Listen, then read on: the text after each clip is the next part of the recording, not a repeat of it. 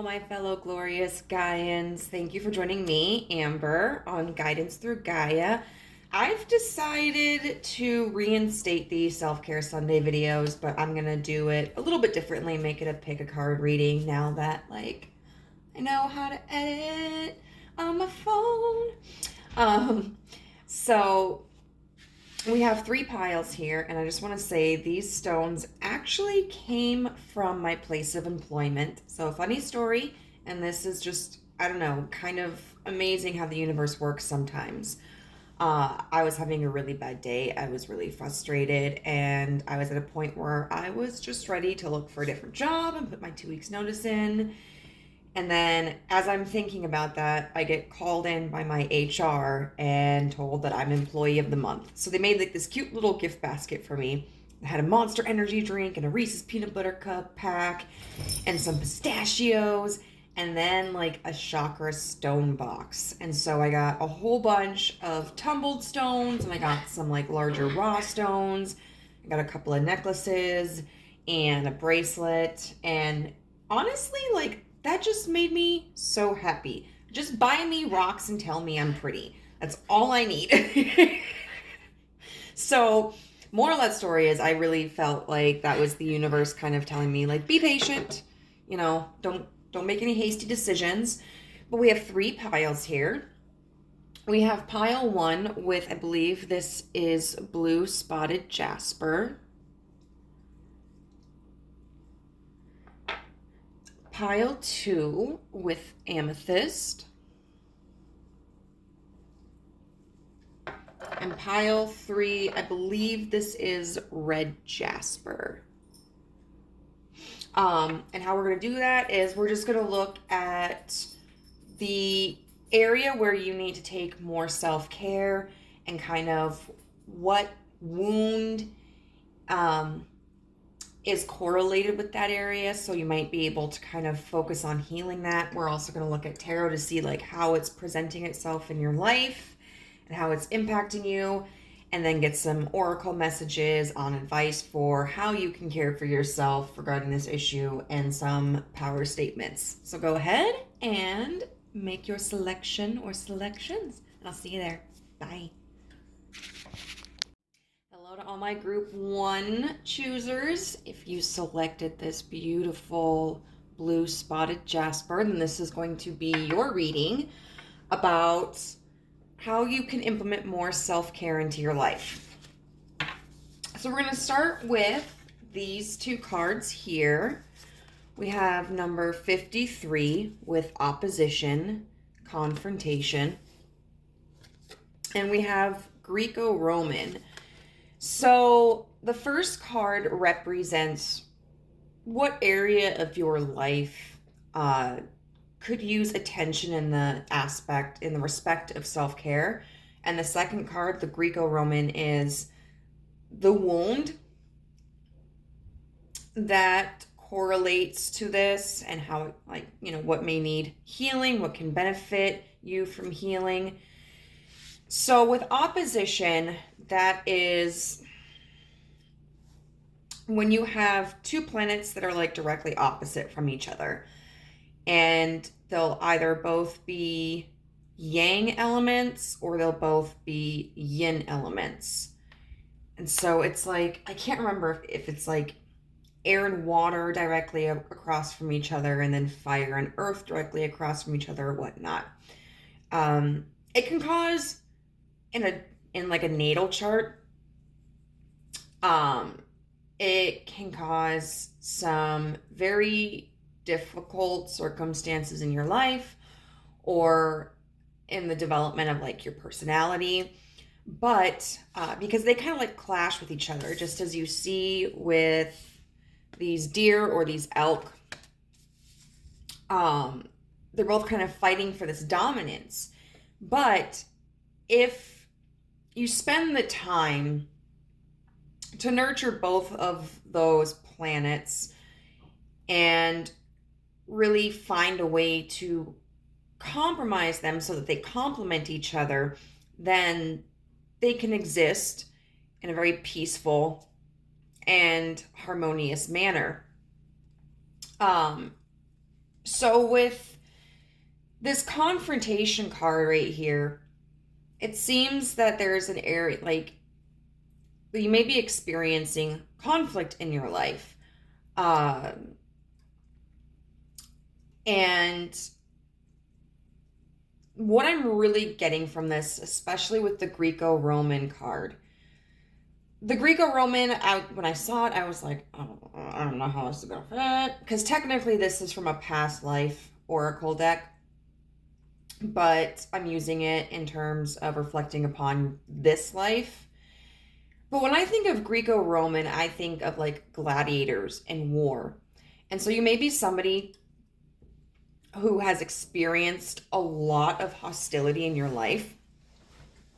It could be amongst peers, it could be within your family, whether it's like your childhood family, or maybe, as you got older, if you got married or something, then your chosen family. It could be that you just always felt like you had to defend yourself, or maybe on some level, you may just have um, like a predisposition towards aggression or like being defensive. I mean, because we all have different personality traits, and it's a makeup that exists because of our like our hormonal balance, our genetics, the environment under which we grew up in. Uh, so some people just have a more natural predisposition towards like being nurturing or being more subservient or passive, and some people are more dominant and more aggressive, and hard-headed, or maybe just currently at this point in time, you may be going through a very combative experience in your life. Maybe you feel like things are really stressful at work, or things are really stressful at home, or your finances are stressing you out, or there's an illness that's stressing you out. Um, and so with this opposition confrontation card, it it seems like the area that needs attention in your life is for you to be able to balance that confrontational spirit you may be experiencing. And I'm very curious to see how this is showing up in your life, like how it's presenting itself.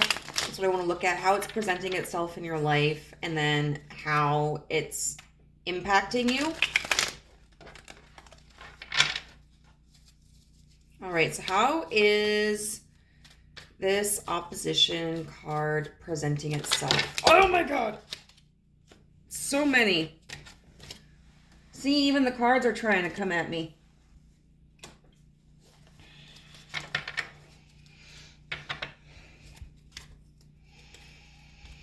Let's do this again. How is this opposition card presenting itself in group one's life? And the interesting thing, okay, so is this stone is considered a lot about, that didn't make sense. This stone is often associated with like grounding. And with it being blue, it makes me think of the throat chakra. So this may have to do with like tailoring how you verbally express yourself, or learning to express yourself more. Let's see. How is this issue presenting itself in group one's life? I swear if this is a sideways card. This is a sideways card. So we have the Hermit. Hey, if you got Virgo in your chart, what's up, what's up?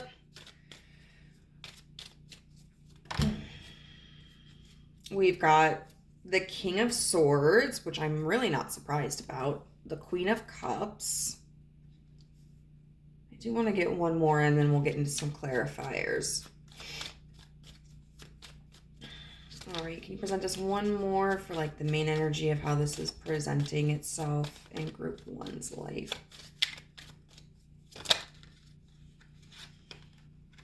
And then the King of Cups in reverse. I think it's really interesting that we have kings and queens here.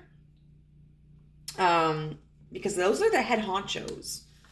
You know, those are the people who have the highest positions in a court. And they're all in reverse. So there's all these blockages here. All right, so can we get some clarifying cards?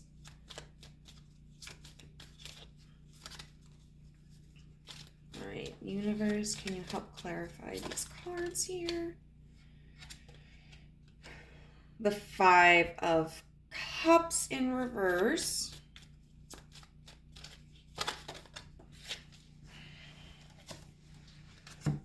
The Six of Cups upright. So now we're really getting into emotions, which on one hand I think is kind of interesting. I would have expected a little bit like, you know, Wands energy, but it also does make sense because emotions can really drive our responses to people, to situations, how we interact.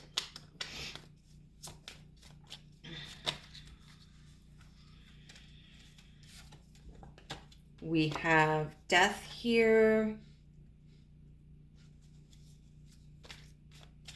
which I want to say is, I might be wrong on this. I want to say that's Scorpio, which would be another water sign.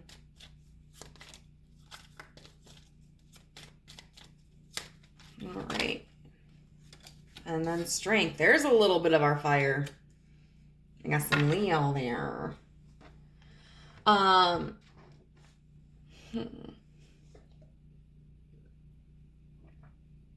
So how this is manifesting in your life.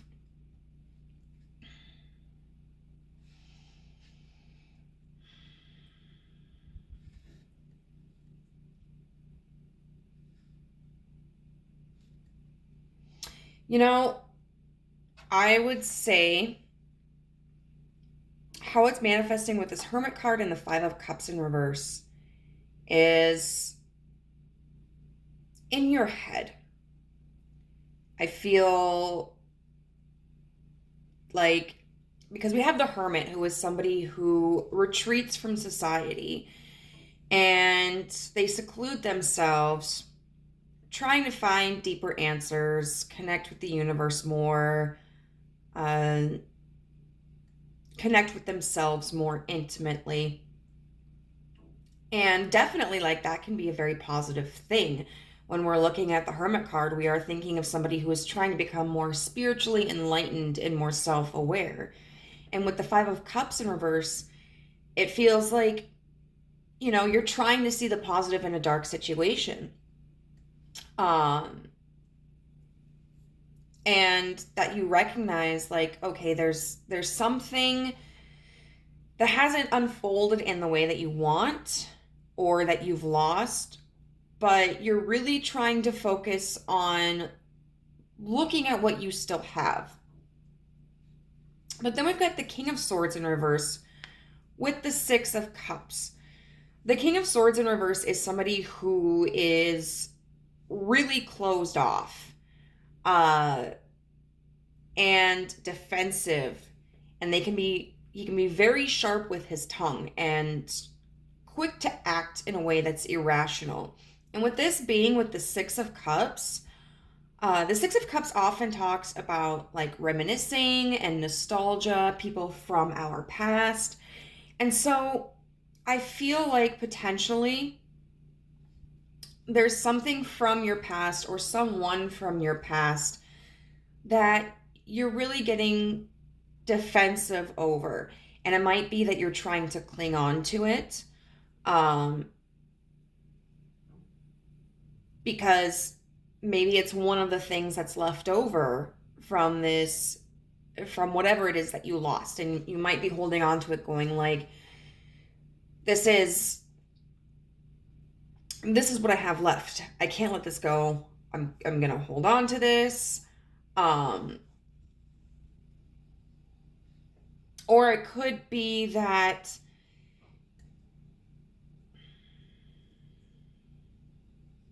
you're experiencing a conflict with something from your past, potentially trying to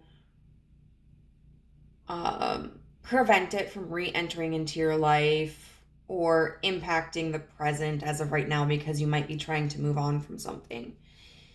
And then we've got the Queen of Cups in reverse with death. So the Queen of Cups upright is somebody who is very emotionally in tune with herself. She's very creative. She's psychically abundant, and she's really nurturing. This is an interesting death card. This is a little bit more ominous than most that you would see in the deck because death here has chopped off 2 heads. And kind of makes me, that ribbon around makes me think of like the red string of fate, you know. And it feels like with this Queen of Cups in reverse and this death card that you maybe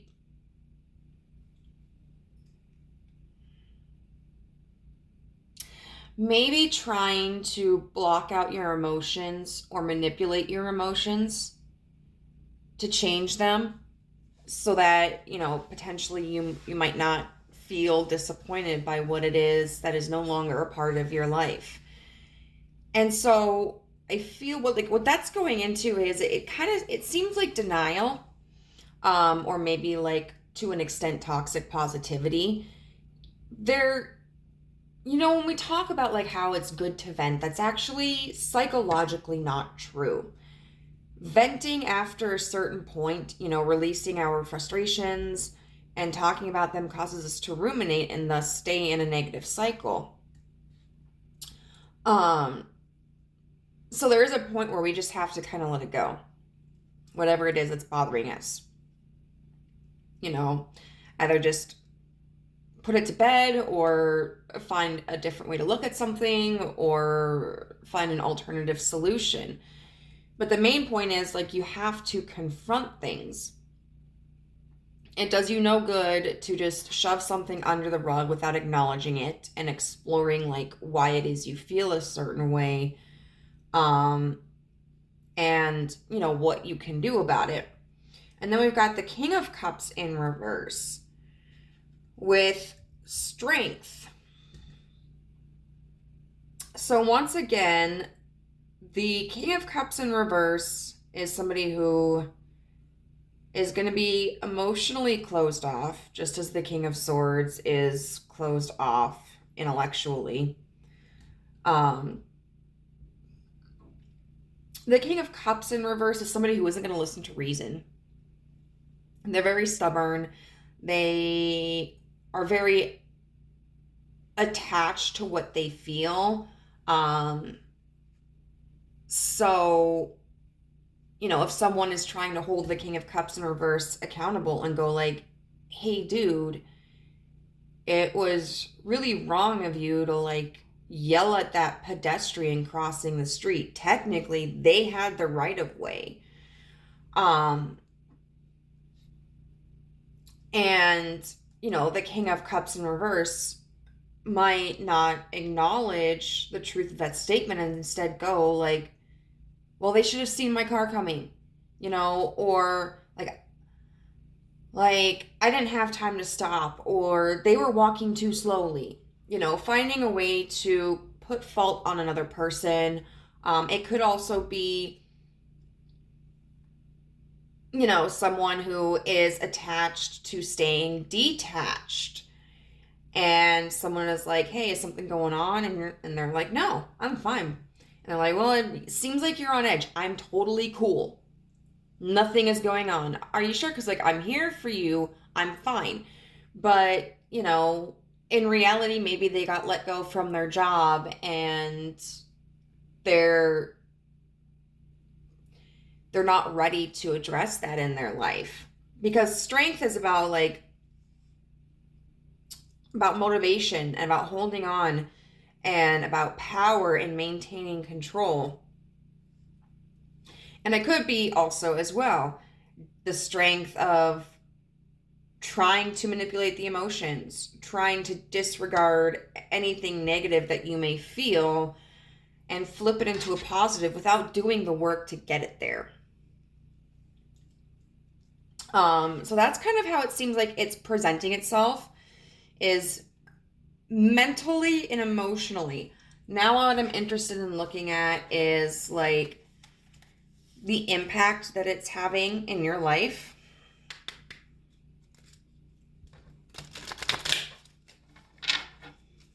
So what impact is this having in group one's life?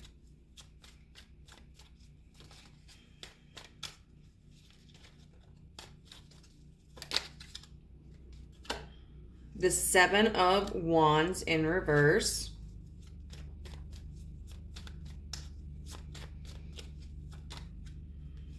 The Knight of Wands. This is very interesting. This is the impact it's having, and we're seeing a whole bunch of wands now. A lot of fire energy, a lot of movement, a lot of action. The Magician.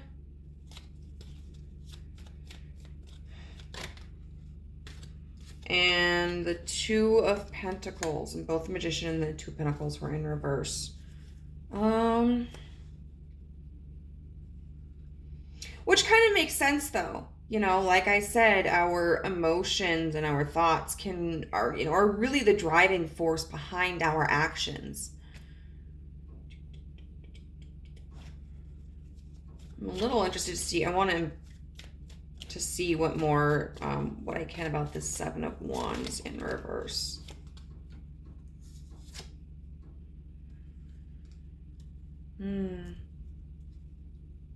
Okay. Ah.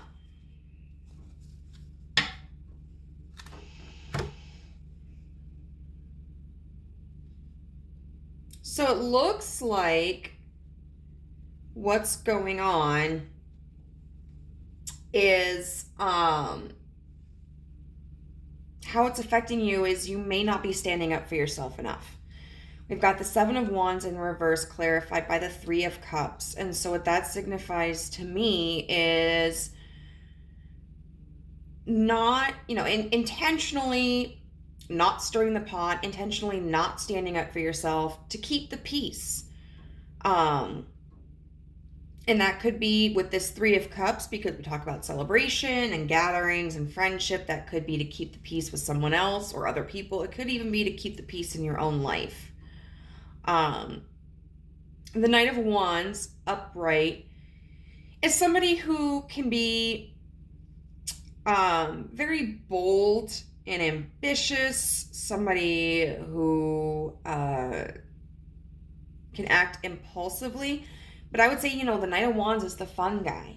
The Knight of Wands is going to be the person who is uplifting other people and is never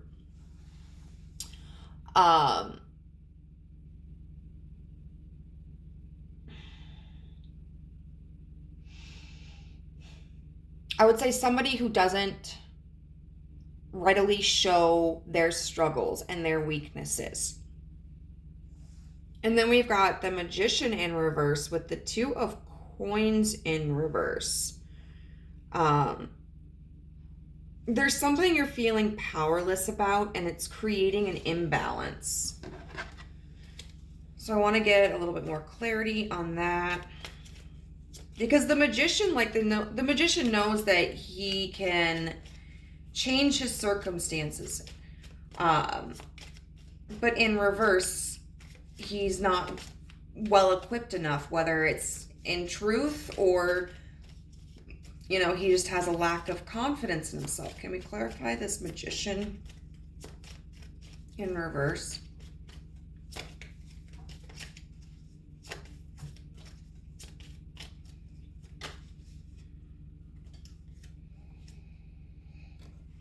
The Ten of Wands in reverse.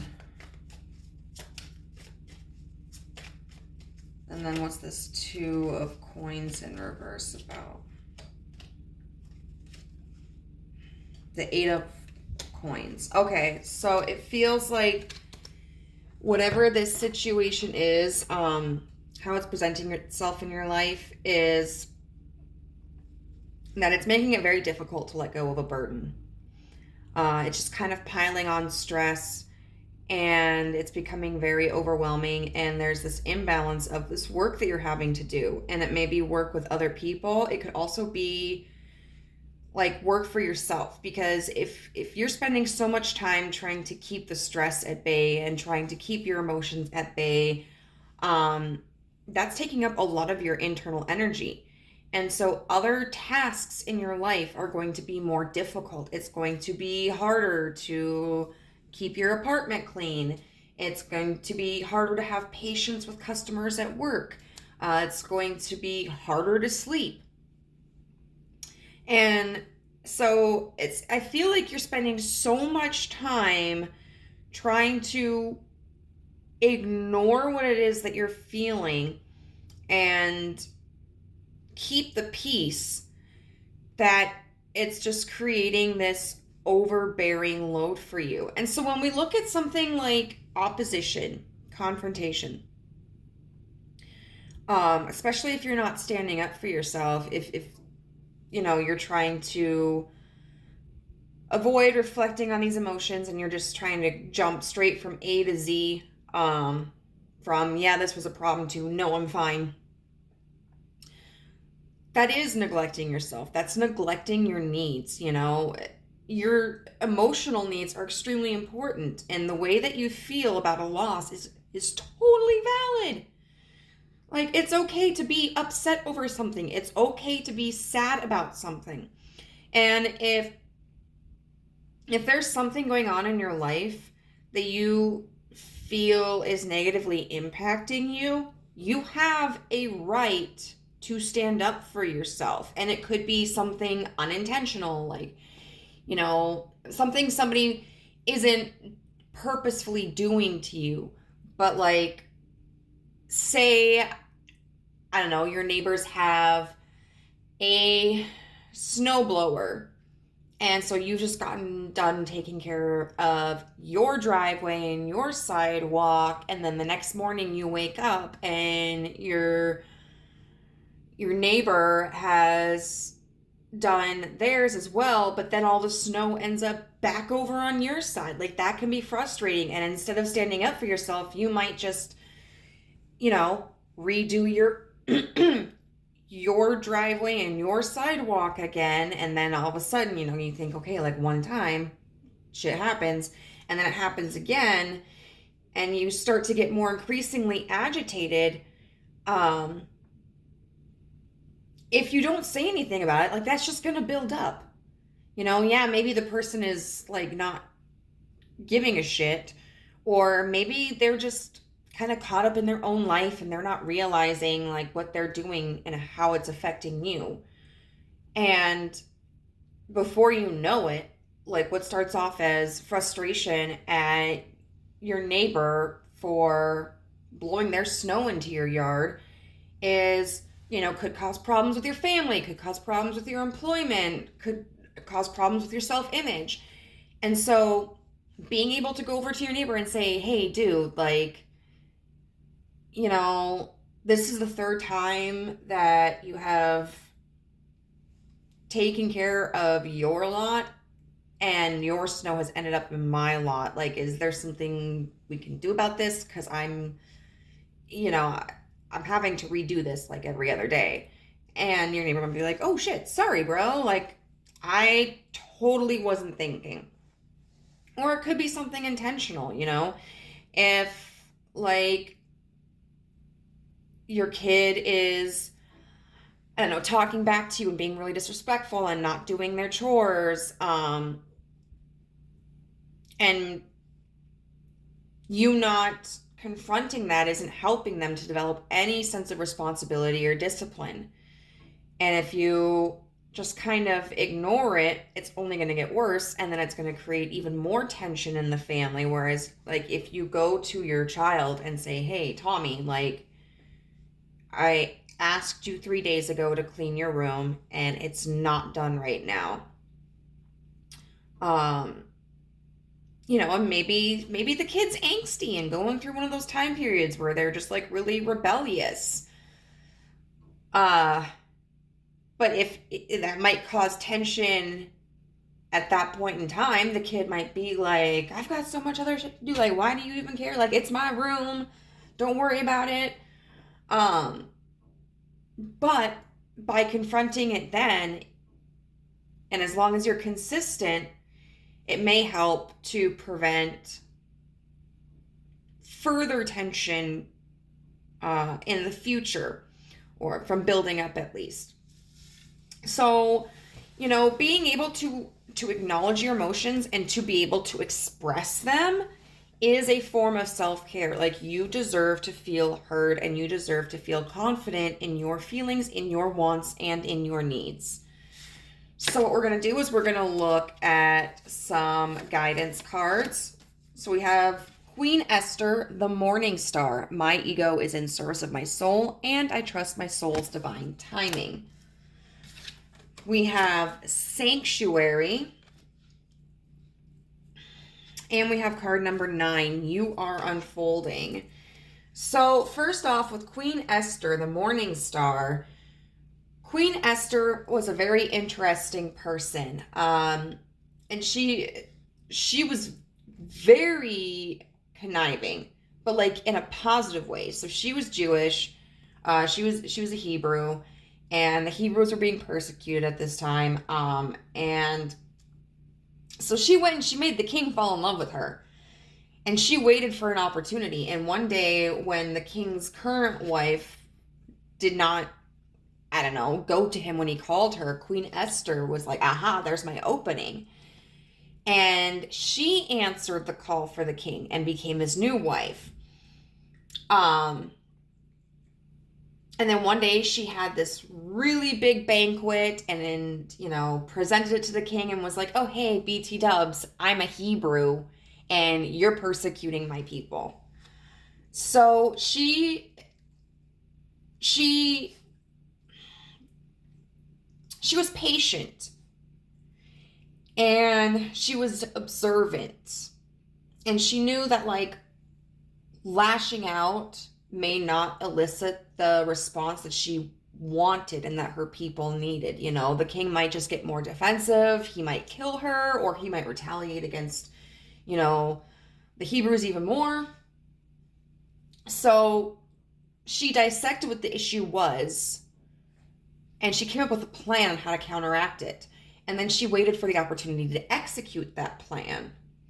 And Esther is somebody who had confidence in herself and confidence in her responsibilities and confidence in what she felt called to do. I feel like there's something I'm missing about her story in terms of like the importance of her.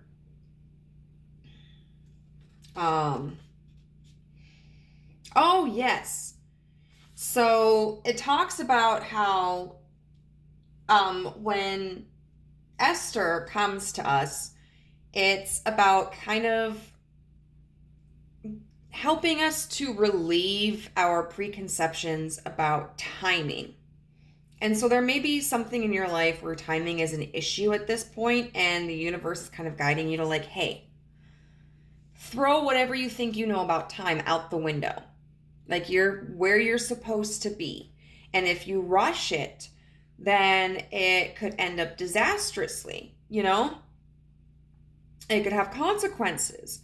So it's important to take your time, really feel the situation out, and trust your intuition. Because fear can be very loud. Anger can be very loud, and it can really block out our senses. So Esther is really about finding peace within yourself, finding calm, finding trust, trusting your intuition, trusting the universe. And I think that really helps guide us into the card Sanctuary. So when it seems like with all of this energy here, you probably don't feel safe in yourself or feel like you have a safe surrounding. And that's not necessarily in the context of like physical safety. You may have all of your physical needs met, but it looks like emotionally there are needs that are not being met. So you may not feel safe to express yourself or to acknowledge how you're feeling. And so the universe is really calling for you to make a sanctuary. And that could start in yourself, which, you know, is different than this Hermit and Five of Cups energy. With the King of Swords in reverse and the Six of Cups, it's not about ignoring anything to maintain peace. It's about processing what you're feeling and understanding, like, it's safe for me to feel like this. It's safe for me to be upset about this, or it's safe for me to make a mistake. You know, if I overreact at one point, I may not be able to change that. I can't change that, but I can learn from it and I can try again. You may also want to create a very physical, real world sanctuary. That can be like, you know, maybe there's a coffee shop that you just really feel calm when you go to, very relaxed. Maybe it's your bedroom. Maybe you just take extra care to decorate it or to rearrange it or to make sure that it's nice and clean so that you can go in there and you don't feel burdened or stressed. You know, it can literally be anything, or it can just be outside. Maybe there's a favorite nature spot that you have that really helps release that tension. Because if you are able to create a space for yourself where you can relax, your mind opens up, your emotions open up, and I think it's easier and healthier to make decisions at that point than it is when you're under a lot of stress. And then we have you are unfolding. So the suggestion with this card, because each card in this deck comes with like a suggestion, is for meditation. And it's to like sit in this pose and to close your eyes and to breathe. And that slow, like imagine slowly as you're breathing that there's this flower that's beginning to bloom inside of you. And then, you know, as the petals begin to fall off, it exposes another blossom underneath that begins to bloom, because it's an acknowledgement of like the cycle of life. You know, things are born and then things die, which I would say is very reminiscent of this Five of Cups energy, you know, having to release something and accepting that it's gone, but also understanding that you have something left and that there are more things that will come into your life. And also we have here, you know, like this, the moon cycles, the moon phases. And so maybe there's a struggle you're going through that is in relation to release or attachment, that you may want to work on. But working on it is totally different from just ignoring it. So now what I'm going to do is I'm going to get just a power statement that the universe wants to provide you to help guide you through this time. All right, universe, what do you want to tell group 1?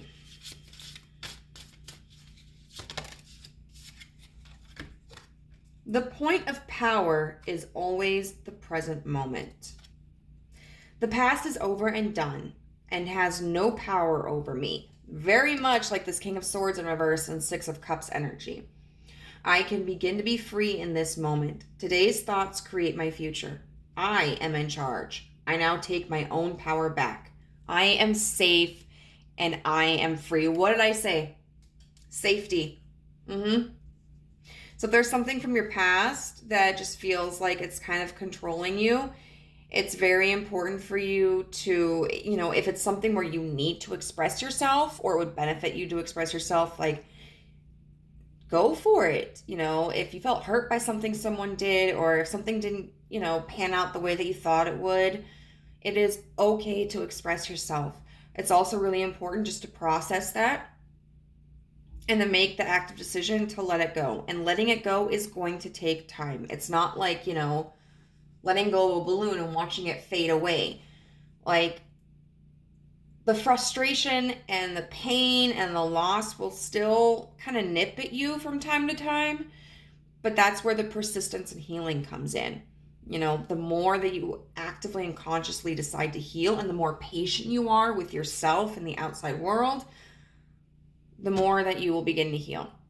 So group 1, I really hope that this was helpful for you. If it resonated, please let me know how in the comments below. I would also greatly appreciate it if you hit subscribe and the notification bell if you haven't already. And hopefully I see you in another reading.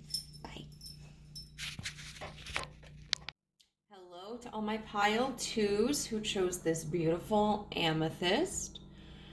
So amethyst always makes me think of intuition and clarity and a connection to the divine. We're going to start out with 2 cards first. So we have number 32 with Vesta and Hearth. And so this card represents what area of your life could utilize more self-care.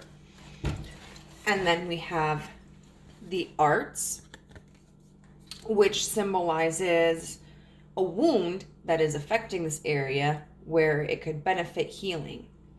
So Vesta was, she's this goddess of like the hearth and home, and was really seen as a pillar of the community. And it was, baby, Diamond, give me just a little bit, okay? She had this really mutual relationship with her followers. Like, they made sure that the fire in her temple never went out. And she treated every hearth in a home as sacred. The thing about her was she didn't get involved in really anybody's conflicts, but she treated everybody as an equal and was more concerned about providing comfort and care for others. I want to reference the book again because I feel like I'm missing something. Let's see, 32. Let's see. It specifically talks in here about each human's task being to help reduce the total suffering on Earth and increase the total joy, and that our joy matters and suffering matters just as much, neither more nor less than anyone else's, and not to withhold your warmth from somebody nor to burn yourself up for another cause, and to really center yourself and find your core values, and to take time for yourself to clear your mind, your energy fields, and your environment.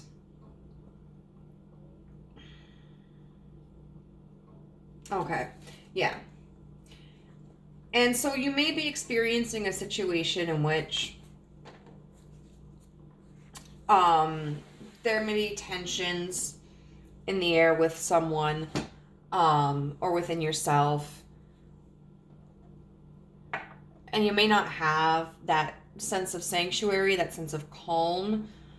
And you may have either like kind of pulled back from people, or you might be pouring too much from your own cup into theirs. So there may be some sort of imbalance that you are experiencing. The wound that this kind of originates from or connects with, it's interesting with the arts. When we think of the arts, we think of creative expression, and a lot of times the artwork that an artist creates is something that's very personal for them. It's sort of like an extension of themselves. And so I feel like that does kind of relate to this Hearth card, because it may be that you are kind of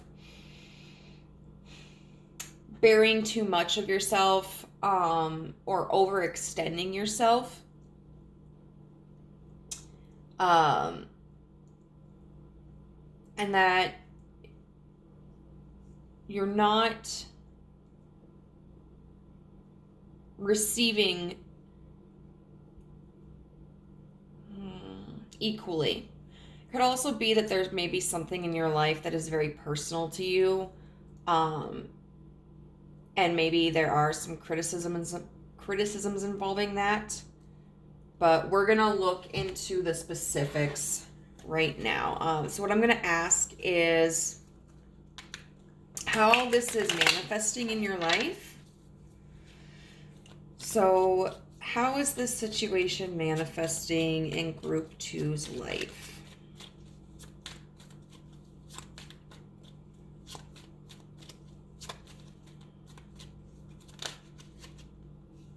We've got the Six of Cups in reverse. How is this manifesting in Group 2's life?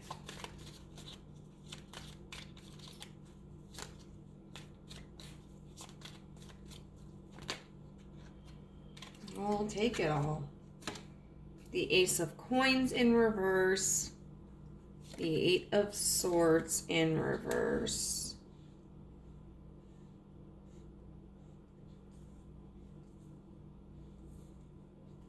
The Chariot upright.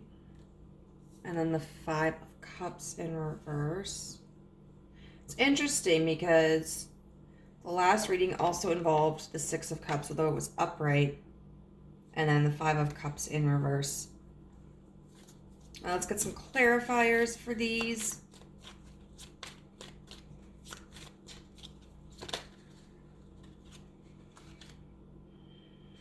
The Two of Cups.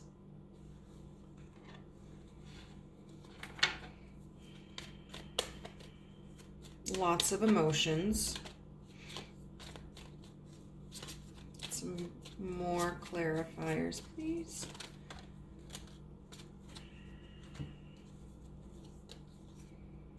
How do I want to put these? I think I want to do that. The Ten of Cups in reverse with the World, the Four of Wands, and then let's clarify this Five of Cups in reverse.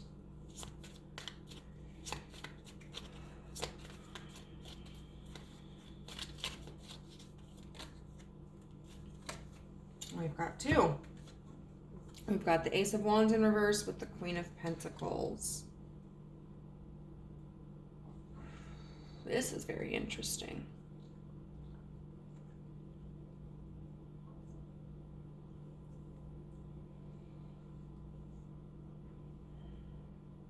I do feel for some of you that this may be related to a romantic connection.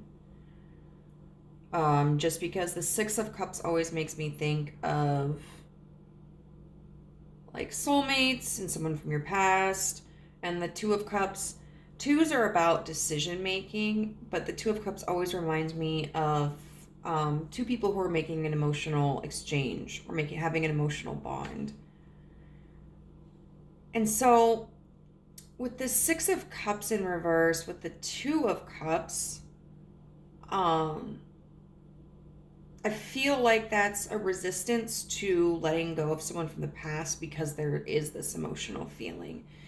Now, I'm sure there are going to be other interpretations of this as well, because especially as we talked about with the arts, that's something that is, typically very close to an artist's heart.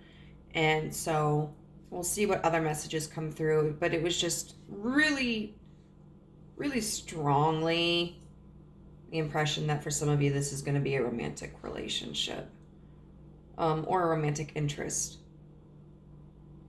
So then we've got the Ace of Coins in reverse with the Ten of Cups in reverse, which to me signals like this lack of emotional fulfillment because there was this failure to invest.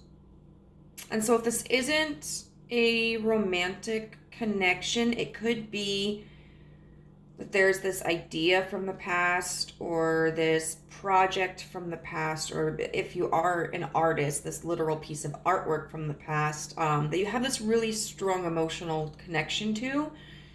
And there's been either a lack of investment, or there was an investment that was made but fell through.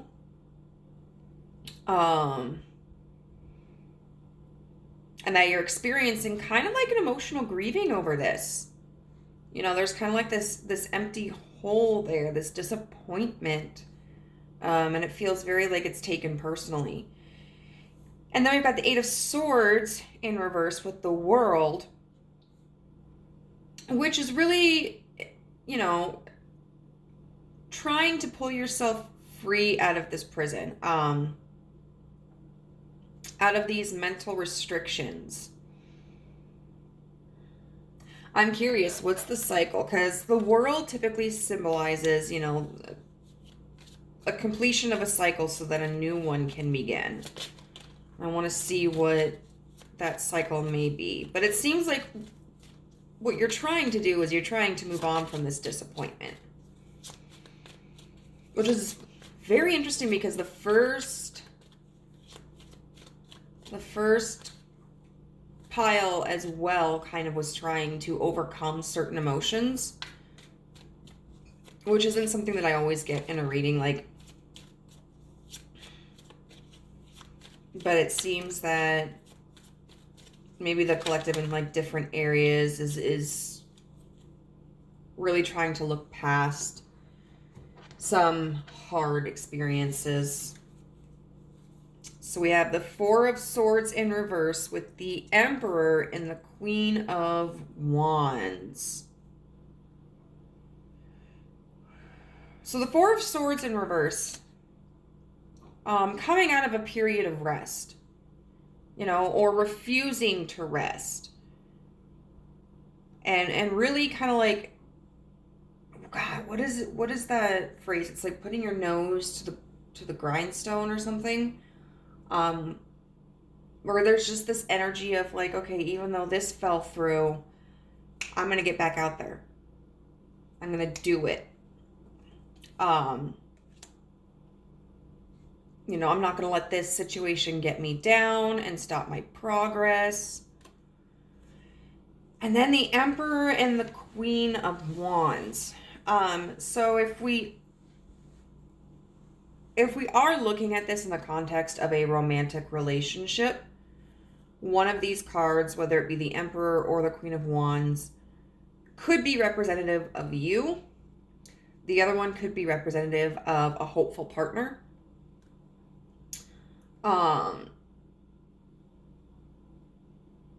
You know, they're not exactly counterparts, because the counterpart to the Emperor would be the Empress. You know, the Emperor is somebody who's going to be kind of rigid. He's the very traditional father figure. It's kind of his way or the highway, but he is fair. You know, and he's creative and he takes action. And the Empress, you know, is the one who is more nurturing, and she takes action as well, and she's also very creative. But she's not really going to be the one who's as stern as the Emperor. She's going to be a little bit more tolerant, more forgiving. She's got that unconditional love going. But then you've got the Emperor with the Queen of Wands. You know, and the Queen of Wands is fiery. She's passionate. She's creative. She's kind of like a no bullshit person. Which means that, you know, I think she would be a very good fit for the Emperor.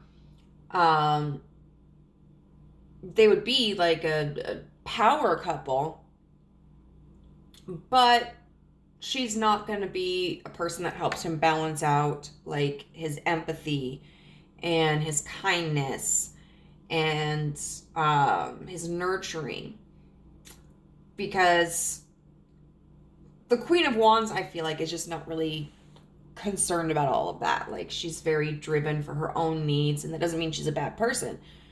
Doesn't mean she doesn't care about other people, but she's like, I would consider her more tough love. If it's not about a romantic connection, I feel that what this entails is the Emperor is you having complete control over a situation.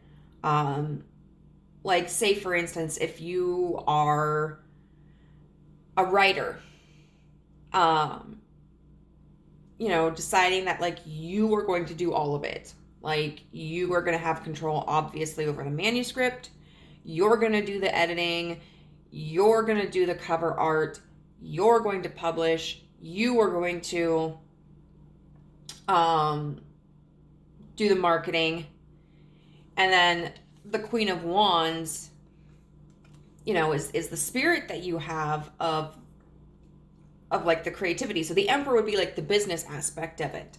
The Queen of Wands is your creation, your inspiration, your muse, your creative drive.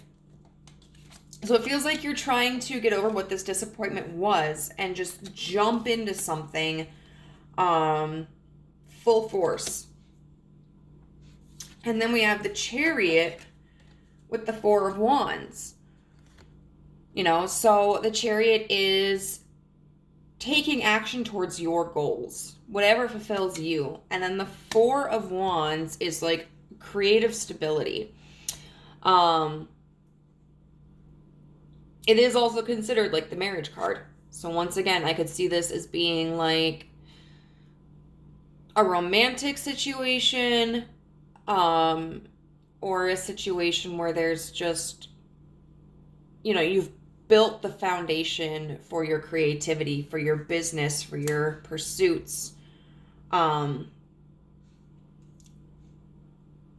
then we've got the Five of Cups in reverse, which is about looking past what it is that didn't work out and focusing on what you have left. And then we've got, interestingly, the Ace of Wands in reverse with the Queen of Pentacles. And so, again, a queen persona. The Queen of Pentacles is incredibly abundant. Like, she doesn't want for anything. She has her savings account. She's got all her debt paid off. She lives, in a comfortable, luxurious home, has the clothes that she likes to wear. Like, she can afford to spend without having to worry about how it's going to affect her in the long run. But the thing is, like, it's like being able to have that perspective, to have that lifestyle, even though there was like this kind of creative failure, quote unquote, or this failure for a passionate beginning. Which I would say, it is very positive in a lot of ways. The only issue that I'm really seeing right here is it seems like you just want to jump from 1 to 60. Which was another issue too in the past pile. But that was more so with trying to like bypass the process of emotional healing. This feels more like trying to really bypass the time that you can give yourself to recoup, I guess, after whatever this loss was or this failure was, and like not allowing yourself to slowly build up something. It just looks like you're trying to jump right in and find success right away. So now what we're going to do is we're going to see like how this is affecting you.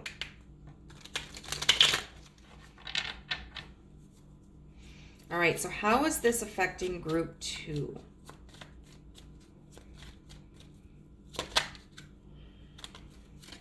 The Fool in reverse. So it's like delaying a new beginning. How is this affecting group 2? We've got Strength, Upright, and the Sun in reverse. all major arcana here, which we did not have a lot of up here. So what that signifies to me is that, like, I mean, we had 3 major arcana, but in the grand scheme of things, compared to the rest of the cards, we didn't have as many. So it feels like the circumstance isn't necessarily, like, how it's presenting itself in your life isn't necessarily the most important part. It's how it's affecting you. Because when we look at major arcana cards, those are going to be the ones that are the strongest influences in our life, the most important moments, the most important aspects. The minor arcana are kind of like the day-to-day things. So it seems like this is like, I mean, it's obviously not trivial to you, but it seems like whatever this is, you know, it's less about the circumstance itself. And it's kind of being blown out of proportion because it's going to have longer lasting impacts, more significant impacts. So for example, it's like not necessarily this project that may have fallen through that's the big thing, or this connection that may have fallen through that's the big thing, but maybe you're just too attached to an outcome, or maybe this has kind of been a cycle of experiences and you're just getting tired of it. And so you're taking this significantly smaller circumstance and then allowing it to have a bigger impact on your future and then like your current actions. I do want to get some clarity on these cards though. And this strength one is, I can see maybe like as being stubborn, holding back. But let's get some clarifiers on all 3 cards, please.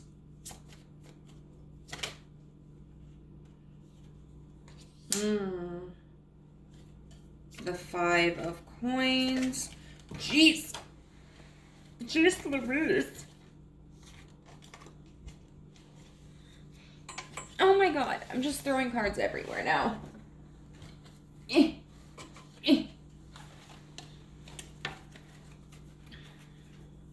Okay, so can we clarify these remaining 2 cards?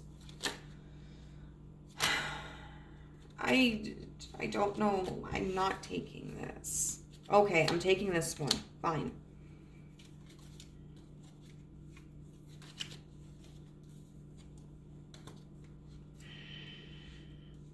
I'll take this one. You happy?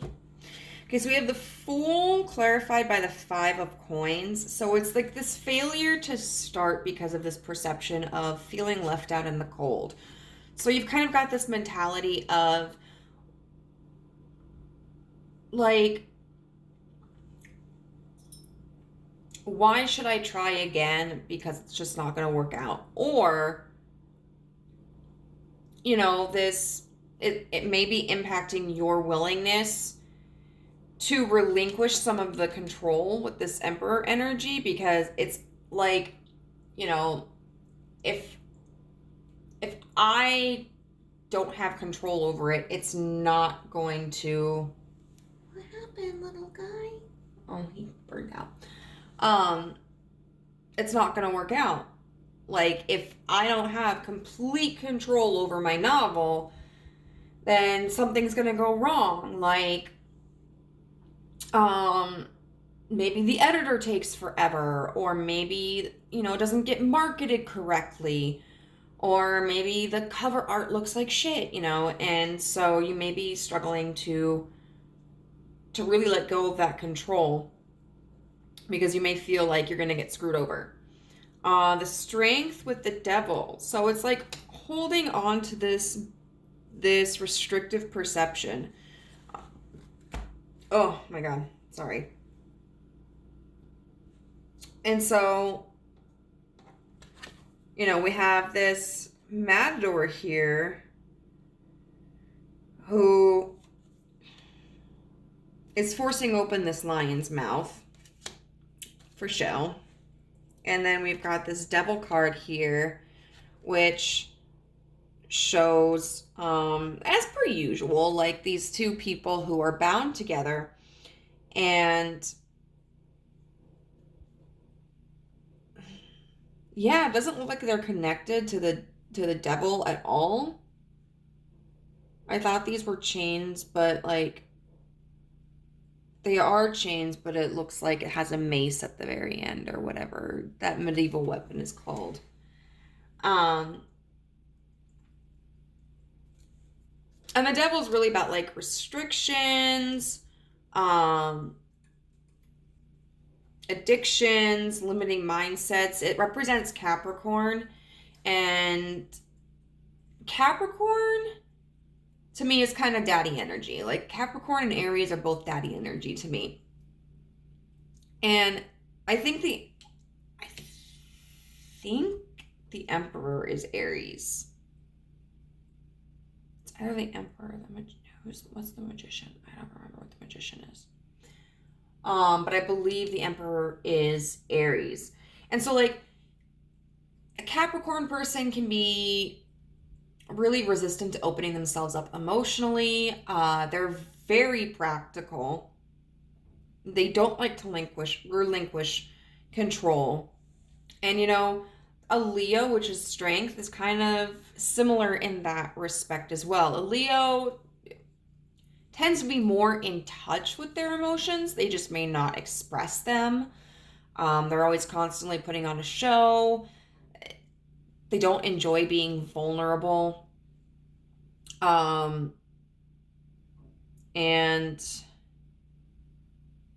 they're a fixed sign. I don't remember what Capricorn is. I think it's cardinal. But so like Leos can be very stubborn. And so it's just kind of like holding on to this limiting belief. And then with this Sun in reverse and the High Priestess in reverse. Now, the Sun in reverse can be a positive card, but just kind of dimmed. So there may be kind of like, I think your perception is being obstructed. And then we have the High Priestess in reverse. The High Priestess is a woman who is like, she's very wise. She's very connected to the universe. She's very connected to herself. So, I mean, I would say she's very closely connected with Amethyst. But in reverse, like, her judgment is clouded. And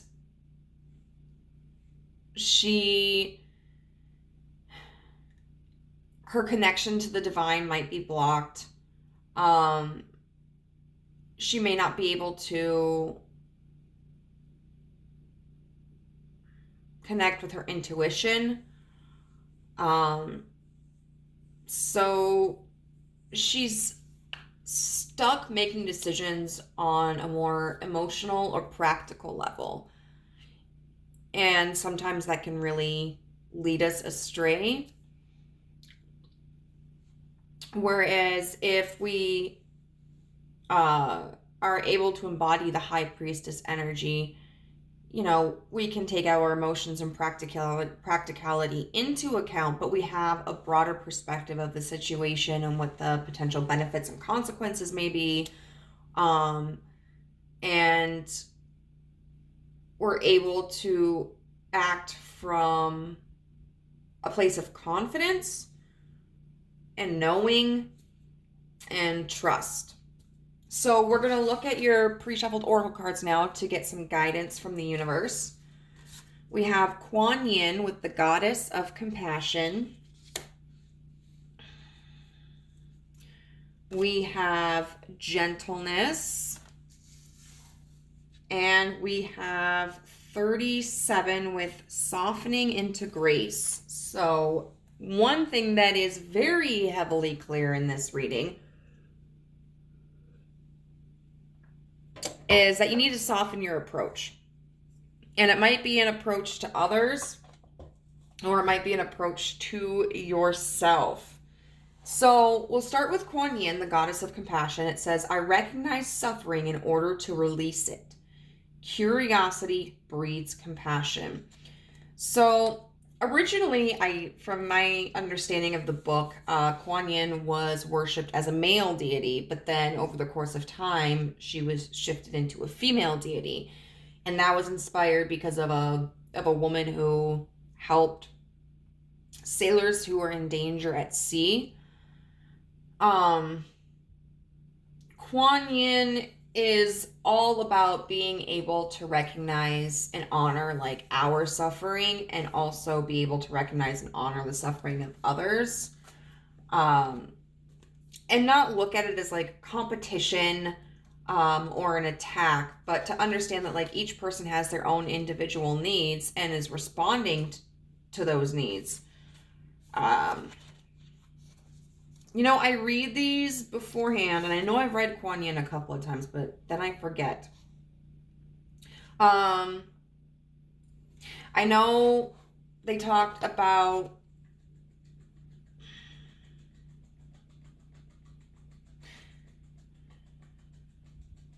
God, what is it? Let me find it here. Oh, the Yoni Mudra, which is like these cupped hands, symbolizing the womb, so that we can recognize and acknowledge that like every life begins from a female body. Now, not taking into consideration what we know now about like gender identity and stuff like that. And then she's also got the lotus behind her head, like a halo. So it's almost like the conflict has given her this grace, has given her this holiness, and not in like a sympathy porn kind of way, not being like Mother Teresa, who's like, your suffering is a blessing from God. But that she's able to transmute that into strength. We also have a butterfly here, which represents change and metamorphosis. She's apparently associated with the number 33 because she appears 33 times in the Chinese sacred text. Oh, excuse me. Is it the Lotus Sutra? That's what it's called.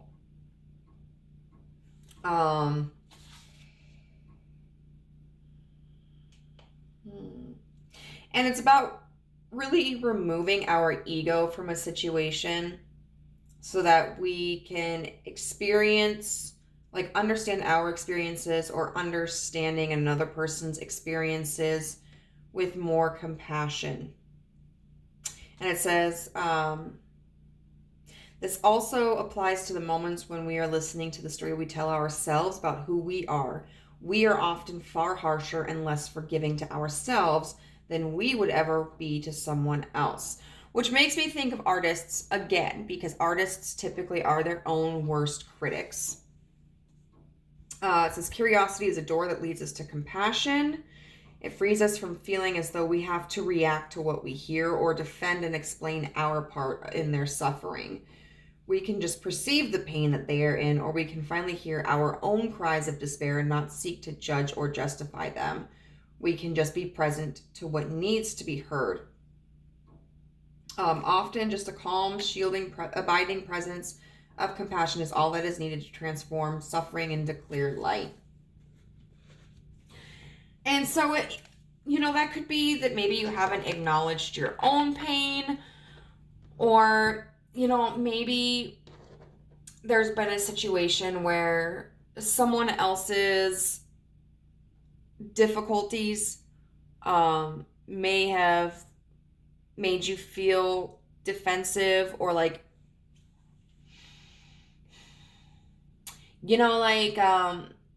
when people tell us, why are you complaining? You know, there are so many people who have it so much worse than you do. Well, so what? I mean, we all have different levels of tolerance and different experiences.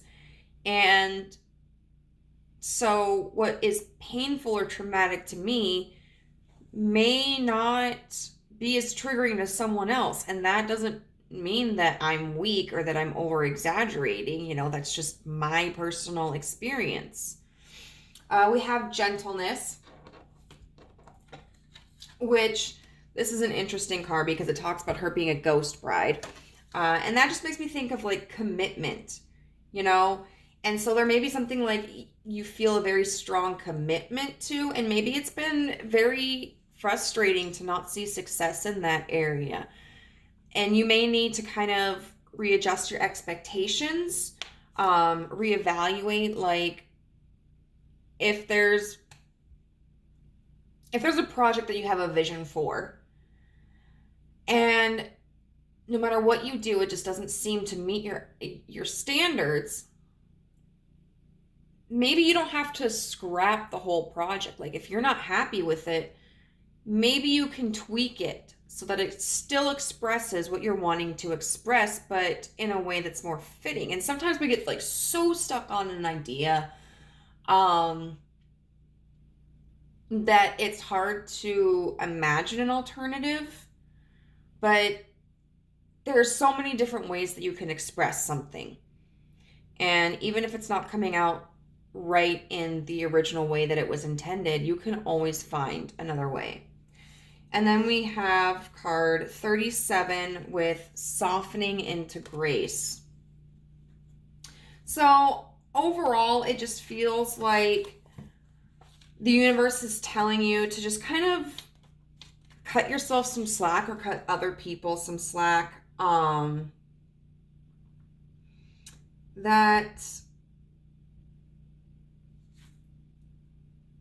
That you may be experiencing this frustrated or critical energy, and it's time to let that go. You know, yes, it can be appropriate when we are trying to hold ourselves accountable or another person accountable, but there comes a point where it's like, do we really need accountability for this? Is this something that was done inappropriately? Or do we just need to kind of broaden our perspectives and expand our mind and exhibit more compassion and more understanding for someone else or for ourselves? So you may be experiencing kind of like this hardened heart, and the universe is asking you like, okay, the way for you to care for yourself is just to open your heart again. Allow it to, allow the walls to come down, allow yourself to be vulnerable. And that may mean, putting boundaries between yourself and another person. That may mean loosening your expectations, or conversely, deciding what expectations of yours are non-negotiable, and then maybe being able to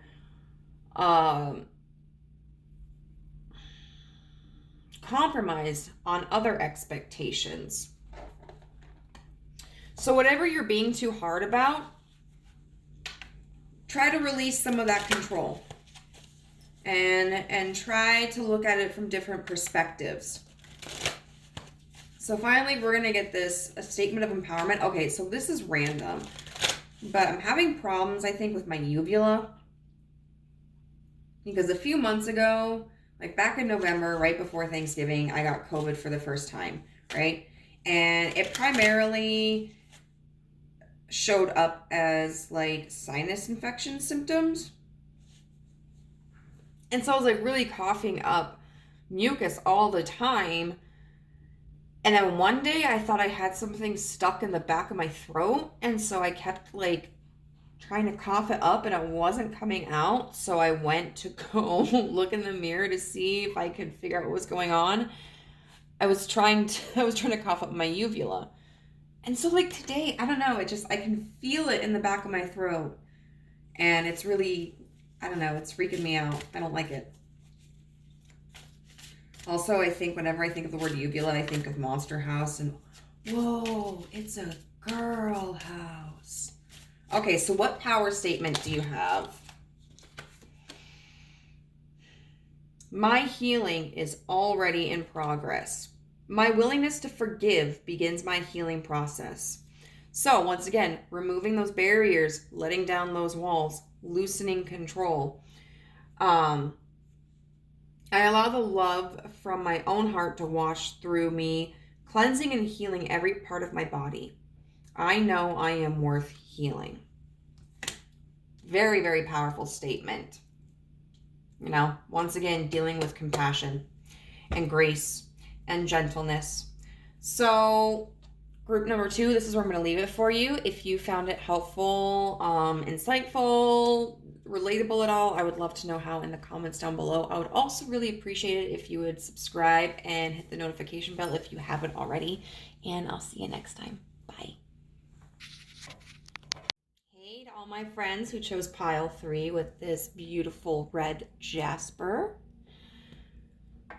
So we're going to be looking at your self-care Sunday message. Oh, excuse me. We're going to start with these 2 cards here. The first one is number 35 with Ascendant Entrance. And this is going to represent the area of your life that would benefit from self-care. And then the second card is Persecution and Inquisition. And that card reflects upon a wound that impacts this area of your life. So the ascendant sign is your rising sign, and it impacts how you perceive the world and how you present yourself. So, for instance, my ascendant is Libra. And so I tend to try to find the middle ground in situations. I see different perspectives. I also try to present myself as somebody who is fair-minded and agreeable. Libras can also be at times superficial, or maybe focus on the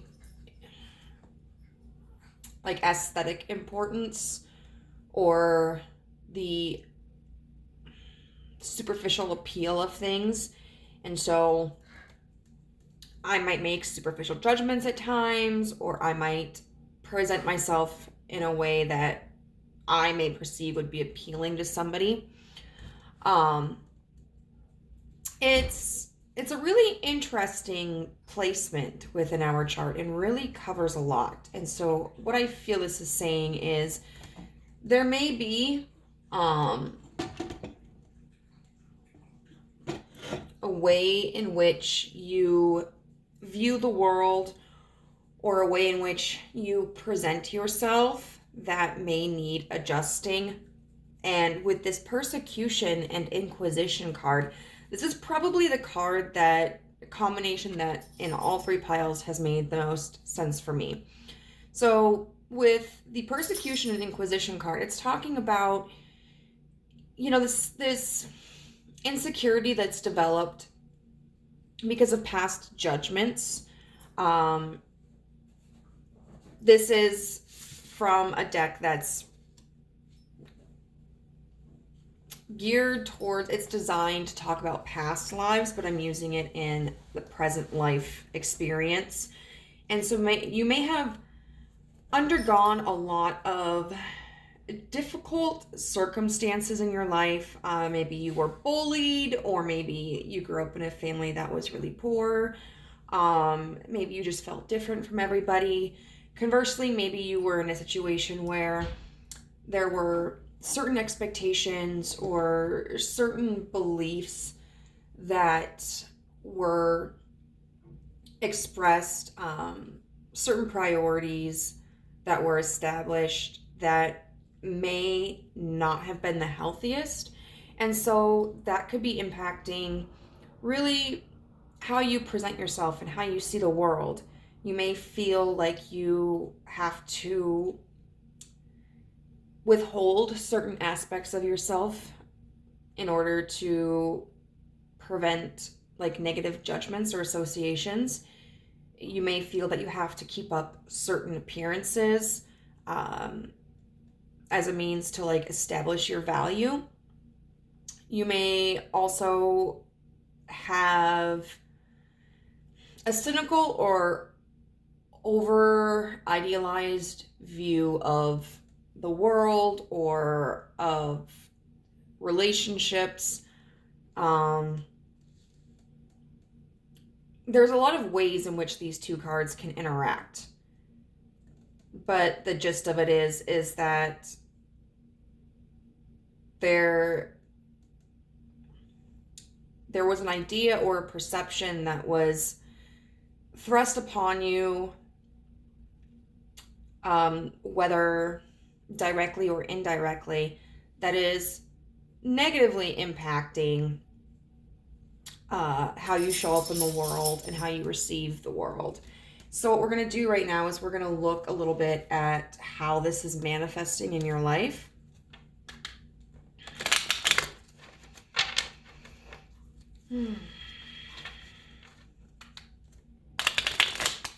All right, universe. How is this challenge manifesting in group 3's life? The 3 of coins. I'm going to stop for a second because I forgot to talk a little bit about this red jasper. So red jasper can be associated with like action and courage, which I feel ties in really well with the Ascendant card and the Persecution and Inquisition card. So you may feel that you need, or you may truly be in a lack of like, of enabling action, or of having courage. Okay, so how is this challenge manifesting in group 3's life? The moon. How is this challenge manifesting in group 3's life? The 8 of cups. How is this challenge manifesting in group 3's life? The Queen of Wands in reverse. I'm going to get some clarifiers for this. But I can already see that this is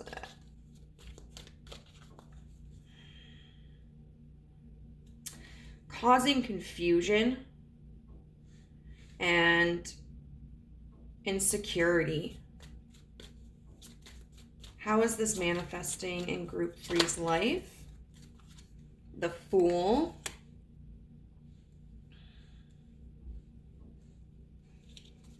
How is this challenge manifesting in group 3's life?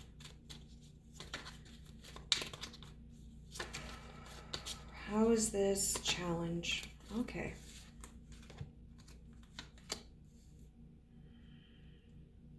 We've got Death, the 4 of Wands in reverse, and the 9 of Wands in reverse. Wow. Oh. So there,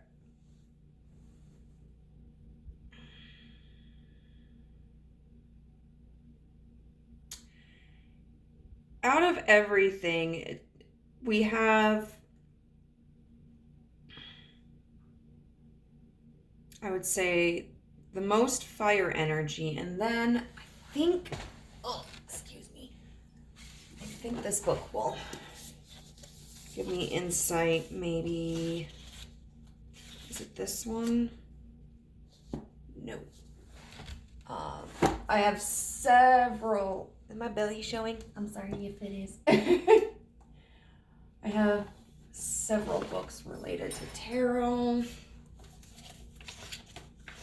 Because they all offer something different, you know?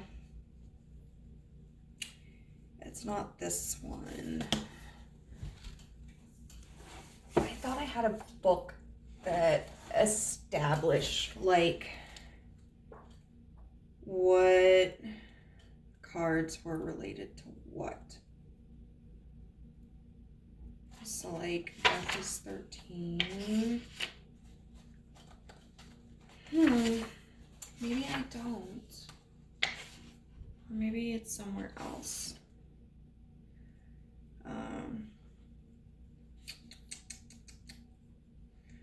Yeah, no, this one doesn't say it. Well, okay, so I want to say that death is related to Scorpio, which is a water sign, and then I don't remember which sign rules over the moon, or the moon is connected with, but I would say it's probably a water sign. So it looks like, you know, we have, if I'm correct, we have 3 water cards here and then 3 fire cards here. And it's interesting because it appears that all the water cards are upright, which, you know, I feel is showing that like there's an abundance of emotion that's connected to how this is manifesting in your life. And then all of the fire cards, all of the wands cards are in reverse, which can talk about like blockages and delays and the negative or difficult aspects. And, you know, these are about action. So at first glance here, what it seems to me is that there's some sort of emotional connection that this issue is creating in your life that is preventing you from taking action that you want to. So we've got the 3 of coins with the Fool here. And the Fool is all about starting a new journey. And the Fool is someone who is really excited to get going. Like, they don't know where this path is going to lead. They don't know what challenges lie ahead, but they are really just in a positive mindset of deciding, like, this is what I'm going to do. And I'm going to see this out. I'm going to accept, you know, whatever happens on this journey, and I'm just going to embrace it. And with the 3 of coins, this, you know, this talks about like, about work. Like, this could be a work situation. This could be affecting or a project, or just, the 3 of coins is also about like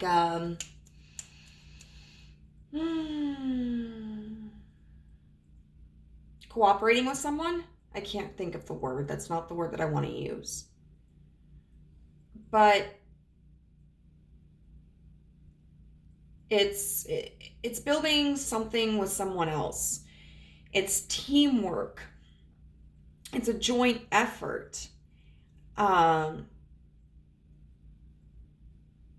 There's this confusion, though, with this moon here and the death card about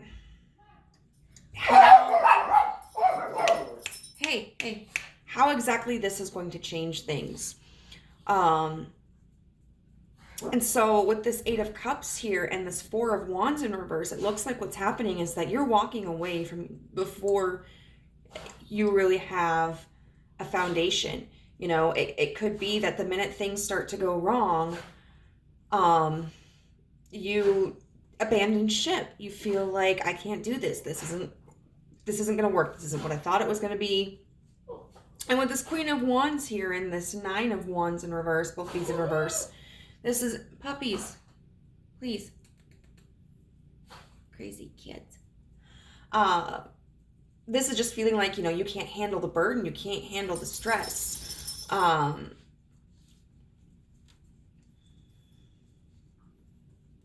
really want to see, like, this might be different for everyone. I don't know. But I'm kind of curious to see, like,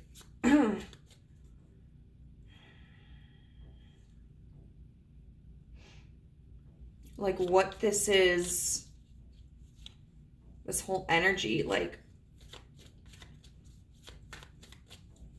what are you trying to start and then giving up on?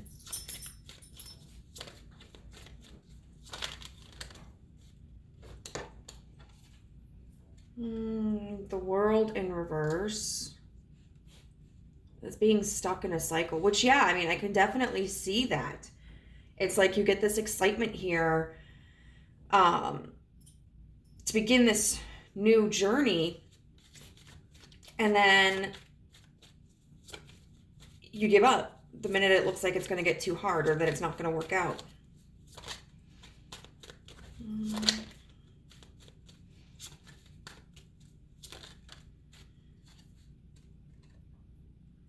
The Six of Cups in reverse. And it's so interesting. All three piles have had the Six of Cups in one way or another. So this definitely feels like it's tied to your past. Because the Six of Cups can really be about being too attached to the past, not being willing to let it go. And so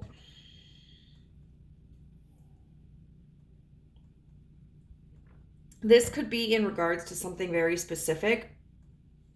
This isn't really showing me if this is like a work-related issue or a relationship or an idea. It's just showing me that this is in some way connected to your past. And so it might be a very specific situation in your past that you keep returning to, thinking that there's going to be this new start and you guys are going to be able to cooperate with each other and build something. But then the minute it seems like it's falling apart, you walk away. Lather, rinse, repeat. Or it could be that, you know, you continue the same cycle in different ways. Like, say that there is a project you're working on, whether it's like building something or fixing something or creating like artwork or whatever it is that you would be doing personally. It's like you start it, and then after so long, maybe because it's taking too long, or you find out you don't have all the resources that you need, or you get frustrated, you just kind of give up, and then like maybe you never go back to it, and then you start a new project somewhere down the line thinking this is going to be the thing that I finish, and you hit a snag for whatever reason and then give that project up. So there's really just a struggle to finish a cycle from your past. And maybe that's like,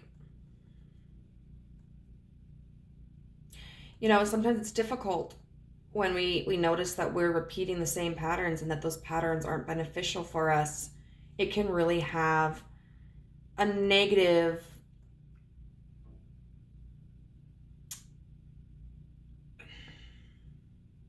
it can create a really negative experience for us, and it can reduce our self-esteem, you know, or we might be thinking like, you know, why do I keep doing this, or why do I keep bringing this into my life? Like, what is it about me that draws this kind of situation in, or this kind of person in? So we're going to see how this is impacting you.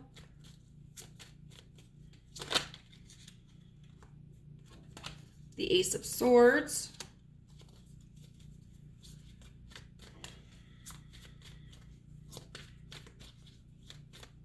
How is this impacting group 3?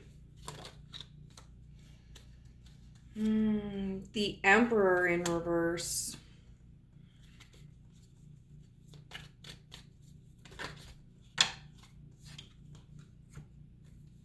The Three of Wands in reverse. The Ten of Swords in reverse. And Justice in reverse. Oh.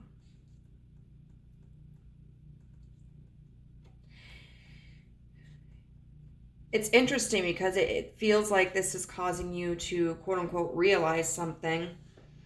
And I put that in quotes because the Ace of Swords is about truth. It's about knowledge. It's about honesty. But with all of these cards in conjunction with all of this, it feels like this is Sometimes what we consider honest or truth is very subjective, especially when we are undergoing insecurities and struggles. And so with this Emperor in reverse, it's kind of like this truth of, I have no control. Like, I'm not strong enough. I'm not intelligent enough. Um, I don't have the right kind of connections to do this. We've also got the Three of Wands in reverse, which is like this quote unquote truth of, I'm never going to be able to expand this. Like, I'm never going to see this to fruition. This isn't going anywhere. And the Ten of Swords in reverse, which can be about like, you know what? I should just give up. I should just be done.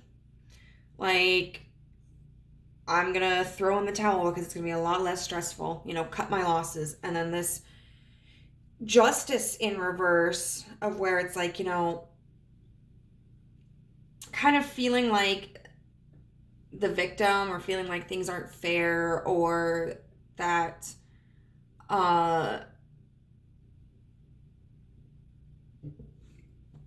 excuse me. Like that you're this victim of circumstance that like your potential is being robbed from you. Also can be like, I'm just not the right person for this. I don't have the capabilities. And so what I really feel is that this is just creating these extreme insecurities within you.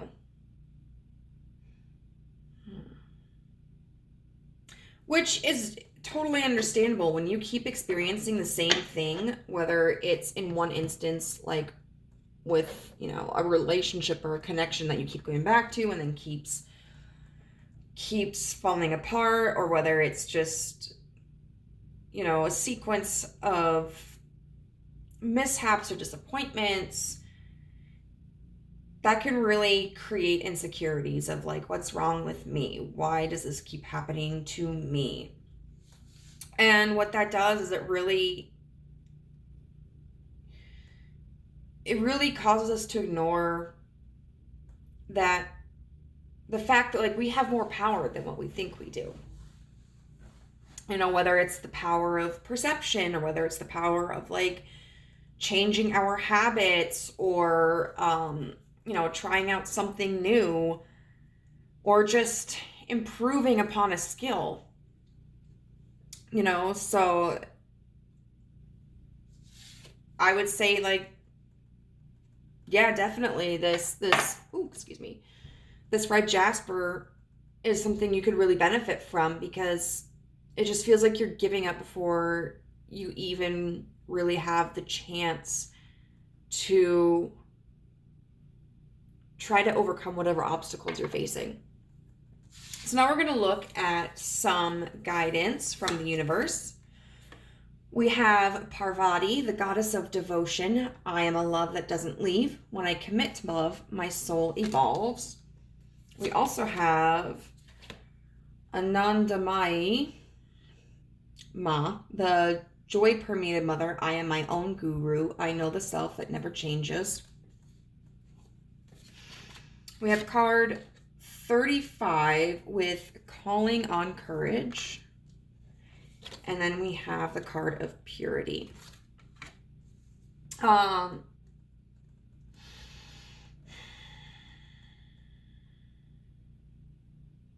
So you were the only group that got 2 goddess cards. And it's interesting that they're both what is it? Anandamaima.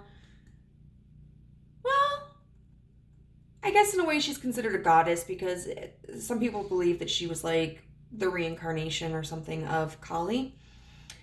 But we'll start with Parvati, the goddess of devotion. It says, I am a love that doesn't leave. When I commit to love, my soul evolves. I'm going to take that very literally in this situation. This encouragement to make a commitment, to devote yourself to something, and to be relentless in your pursuit. because you don't grow by staying in your comfort zone. You only grow through trying times. You only grow when you're in situations where you don't know what to do. Maybe they're foreign to you, you know, like you've never been in that experience. You're not familiar with the situation. Parvati, one thing that I thought was interesting to note was that she was really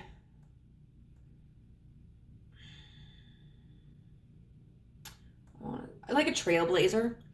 So she is, oh God, what's his name? Shiva's wife. And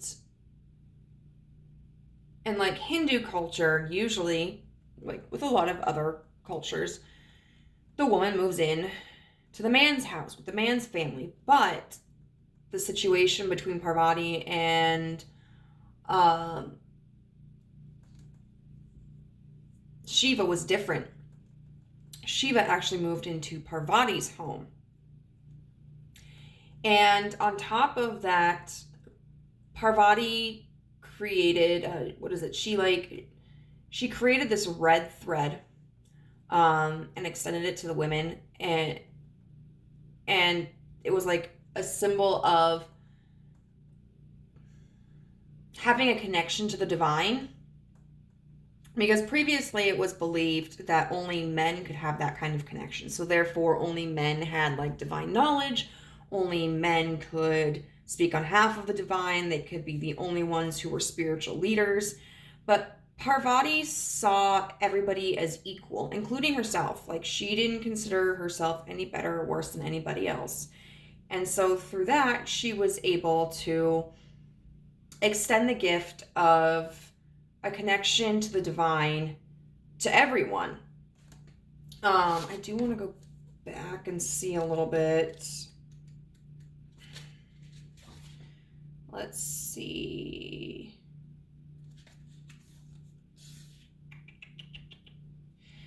Oh, yes. So it says, what is soft, gentle, and nurturing like water can be far more powerful than what is fierce and inflexible. The energy of this mountain goddess is about the strength we give and receive when we devote ourselves to the healthy bonds of love. Parvati is about the divine feminine potency of being a calm, benevolent presence, especially when something seems to threaten a deeply meaningful relationship. And a transformation with this goddess calls for a softening. When a situation is hard, even painful, Parvati is suggesting that you allow your fist to unfold. Open and release what is clenched in fear or stress.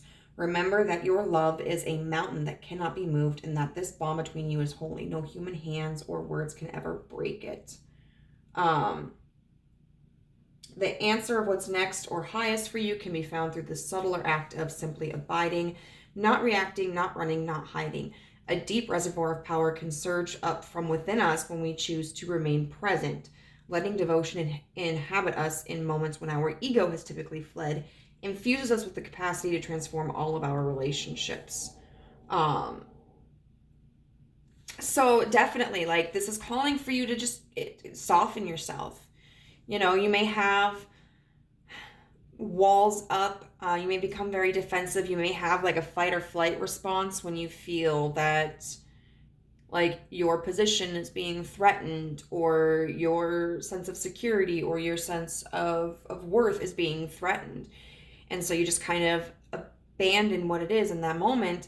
And the universe is saying like, no, like stay in that moment, be present in that moment, and see what can truly happen for you when you don't run and when you don't put up walls, because you are going to be capable of so much more than what you currently understand. And that doesn't mean that, you know, it's not going to be difficult and that it's not going to be a struggle, but you will never be able to fully realize your true potential if you don't give yourself the opportunity to stand up against the conflict, against the fear, against the insecurity. Now, Anandamayi Ma is a joy-permeated mother. I am my own guru. I know the self that never changes. And what was interesting with her is that she was like, her family was really freaked out by her, I guess, because when she was a kid, she was just like happy all the time.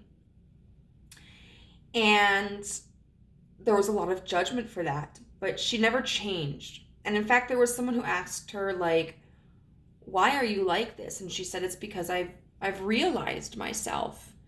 Uh, you know, who I was, who I am, who I will be, they are all the same, even though the circumstances around me may change. Like, I am always me. And it's this idea that, like, there's a part of you, this divine part that is constant no matter what you're going through. I would also say that what this represents is this fact of, like, your worth never fluctuates. You know, you're never worth more for doing something or worth less for doing something. Your worth is constant because you exist. And so Anandamayi Ma really pressed for us to feel that confidence and peace within ourselves and to find joy in everything that we do.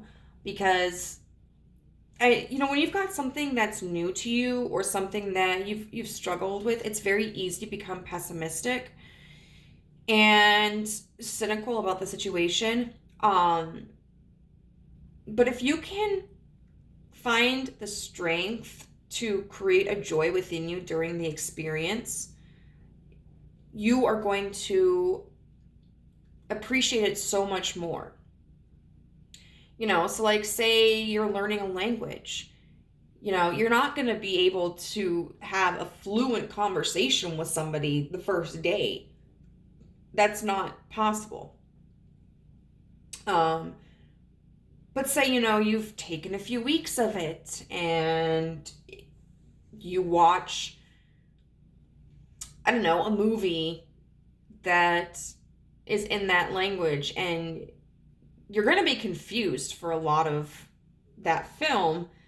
But I get how exciting it is that you can see, like, you understand there are certain words you pick up on. And you're not going to be able to really pick up on the entire sentence. But it's like, oh, I know what that word is. I know what that word is. I know what that means. And you could be frustrated that you don't understand the movie, or you can be ecstatic and proud that there are words you understand. And then the more you continue to learn that language and study that language, the more you'll be able to pick up when you watch that movie again, or watch a different movie, or read an article. You can't expect yourself to be perfect from the very first moment. Then we've got calling on courage, which is, it's this woman who has like this lion here, and then, is hugging it, kind of like, much like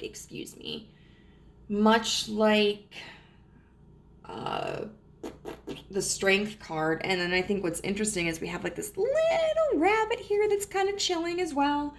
This rabbit, like, isn't worried that there's this lion and this human. It's just kind of like, I'm chilling in the flowers. I'm at peace. I know nothing's going to happen to me. It does take a lot of courage to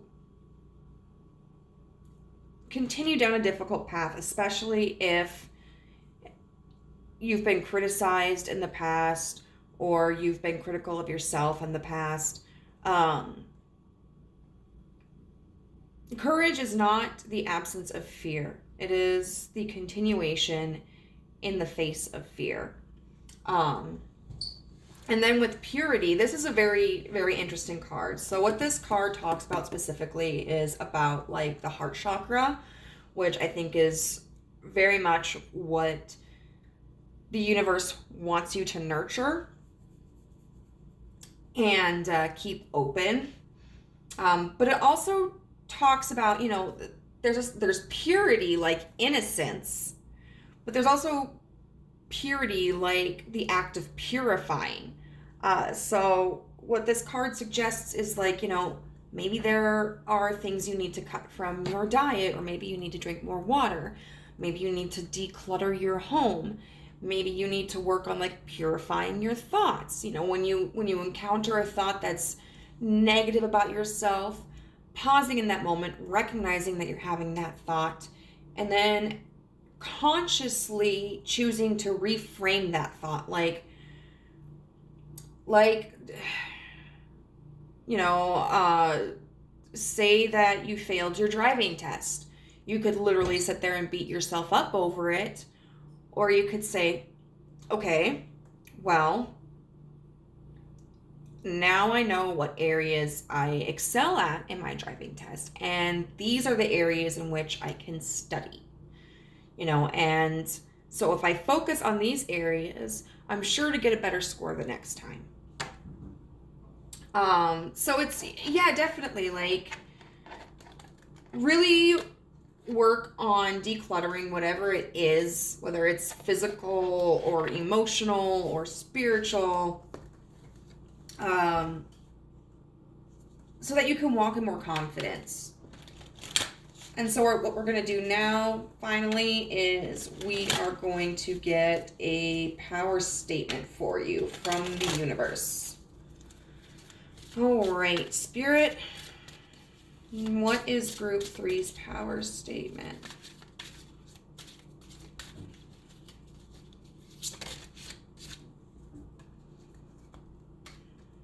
There is no blame. I think that's beautiful. Because it does, you know, with this persecution and inquisition, and then the ascendant sign, it does feel like there's something you've been criticized for in the past. But I release the need to blame anyone, including myself. We are all doing the best we can with the understanding, knowledge, and awareness we have. So that is what I have for you today, my friends, pile number 3. If this was helpful to you or relatable to you in any way, I would love to hear your stories down in the comments below. I would also really appreciate it if you could subscribe and hit the notification bell if you haven't already. And hopefully I see you in the next reading. Bye.